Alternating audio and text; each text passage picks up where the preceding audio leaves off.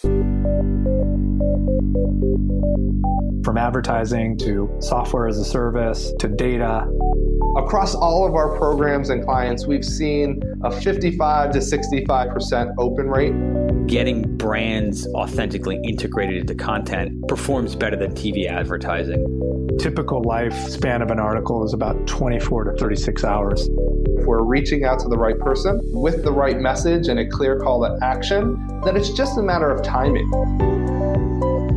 Welcome to the MarTech Podcast, and I Hear Everything production. In this podcast, you'll hear the stories of world-class marketers that use technology to drive business results and achieve career success. We'll unearth the real-world experiences of some of the brightest minds in the marketing and technology space so you can learn the tools, tips, and tricks they've learned along the way.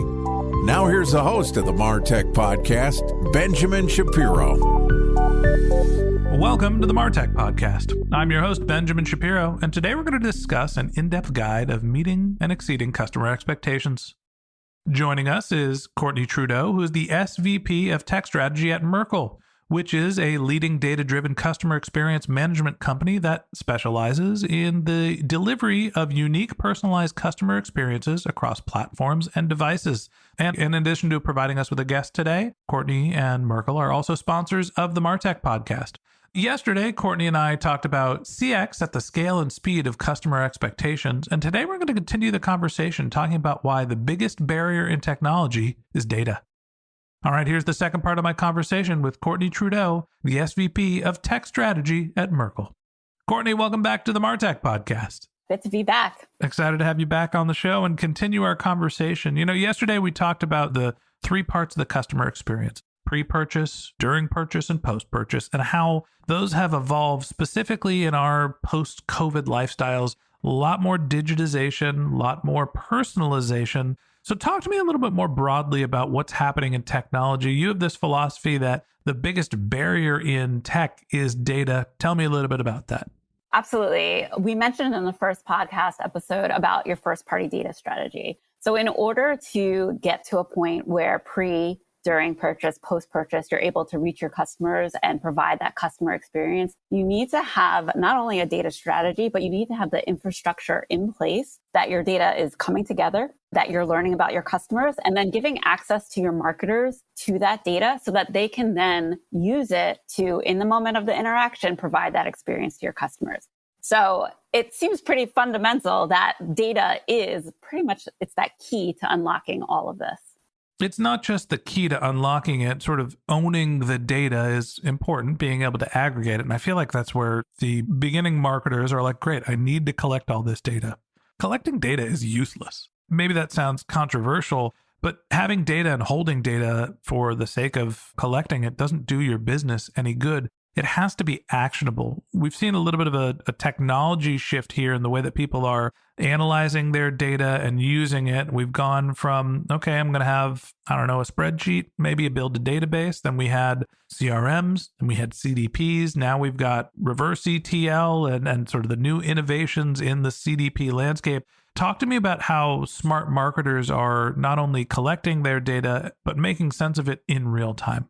Yeah, absolutely. So having that fundamental data strategy about what data you want, why you want it, and how you're going to use it is super key, again, to that underlying infrastructure. What we're seeing marketers do with success is building that foundational cloud data warehouse to have a point where all your data comes together.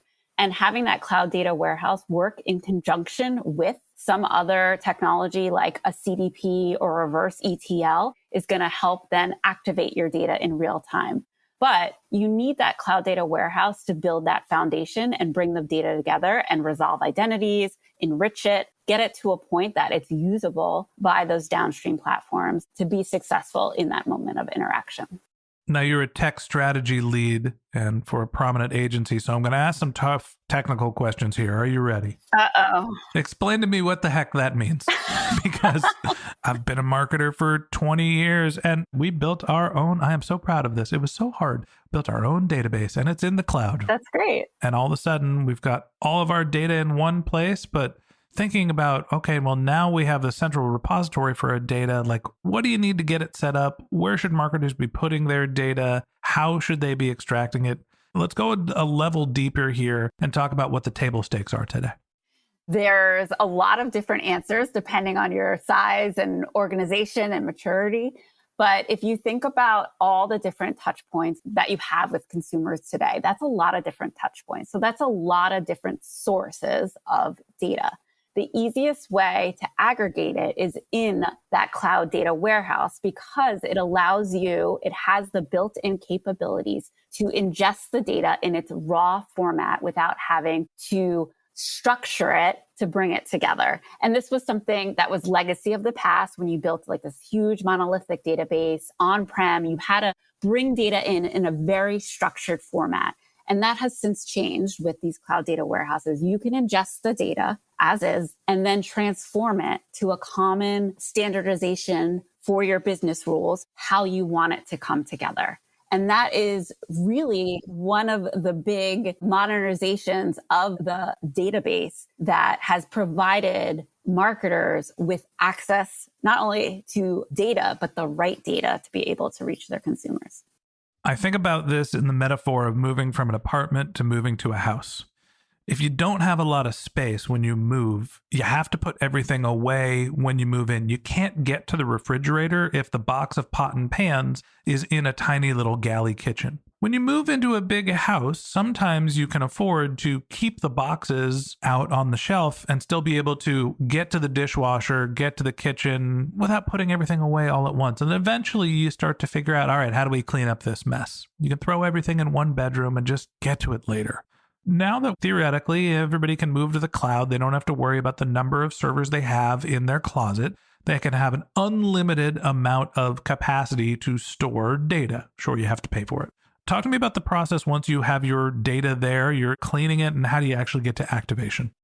So once you're cleaning it and you're standardizing it, you're using some form of identity resolution to bring all the data together. So keep in mind, if you're bringing in a lot of sources, they might have different identifiers to say, this is Courtney Trudeau. I have an email address. I also have a device ID. I have all sorts of identifiers. So there's identity resolution to bring all these parts of data together.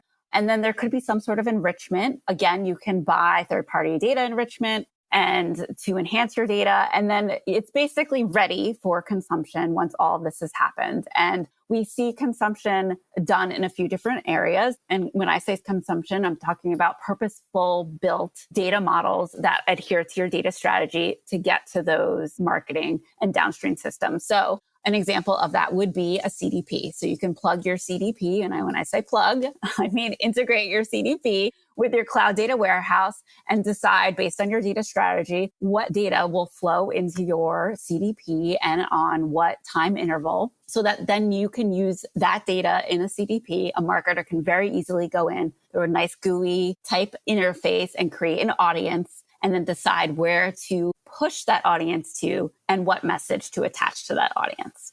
So then the last problem becomes, all right, well, there's this activation. I've gone in, I've put all my data in my brand new house. I've cleaned it up. I got everything on the shelves that I want. And now all of a sudden I have to start living there. When we think about the barriers to actually using your data, where do companies fall down once they've actually got a relatively clean sense of data? Yeah, I think where a lot of companies fall down is in your first point at the top of this podcast. It's that data strategy, understanding what your end goals are, who you're trying to reach, and how you're going to use that data to provide the right offers and value to your consumer. We often see that people think, I need my first party data and I also need a CDP. And you're like, okay, well, what do you want to do with it? And where do you want to activate? And how are you reaching consumers today? And how is that going to change? So I think number one, that's a big falling point. I think another big falling point is organizationally centralizing audiences and marketing messaging is not traditionally how organizations have grown up. Traditionally, marketing was very siloed by channel. But now, as you think about how you can interact with a consumer in any channel, when you think about your marketing campaigns, they can't be channel-based. They have to be customer experience-based. So that's a very different way of thinking about things and a very different process for pushing out marketing.